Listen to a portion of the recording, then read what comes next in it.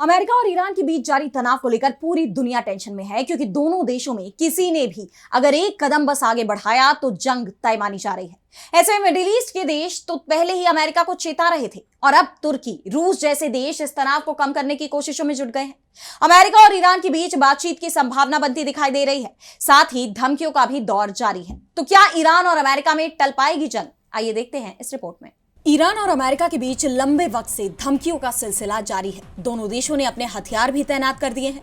अमेरिकी युद्धपोत ईरान के करीब पहुंच गए हैं, तो ईरान ने भी अपने डिफेंस सिस्टम्स को एक्टिवेट कर दिया है, जिसके बाद ये माना जा रहा था कि अब कभी भी मिडिल ईस्ट में जंग छिड़ सकती है।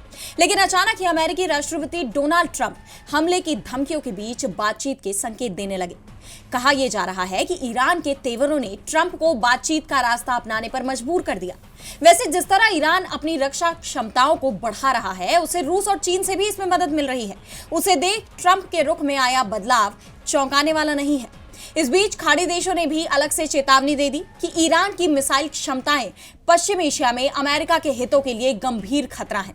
वॉशिंगटन पोस्ट की रिपोर्ट में इसकी जानकारी दी गई, जिसके बाद ट्रंप ने भी बातचीत के लिए दबाव बढ़ाते हुए कहा है कि अगर ईरान नहीं माना तो नतीजे कुछ भी हो सकते हैं।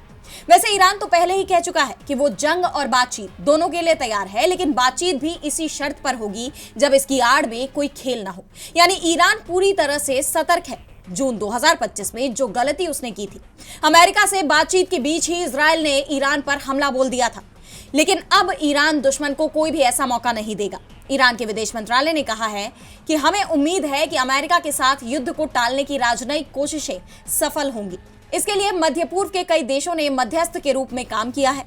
रूस ने तो यहां तक कहा कि क्रेमलिन ने ईरान के समृद्ध यूरेनियम के भंडारण के लिए भी अपनी सेवाएं देने का प्रस्ताव दिया था। इन हालात में अमेरिका और ईरान के बीच बातचीत की संभावना बढ़ती दिखाई दे रही है, लेकिन यह भी तय है कि जंग का खतरा अब तक पूरी तरह नहीं टला है। ऐसे में यह क्षेत्र बहुत ही संवेदनशील बना हुआ है। डीबी लाइव की रिपोर्ट।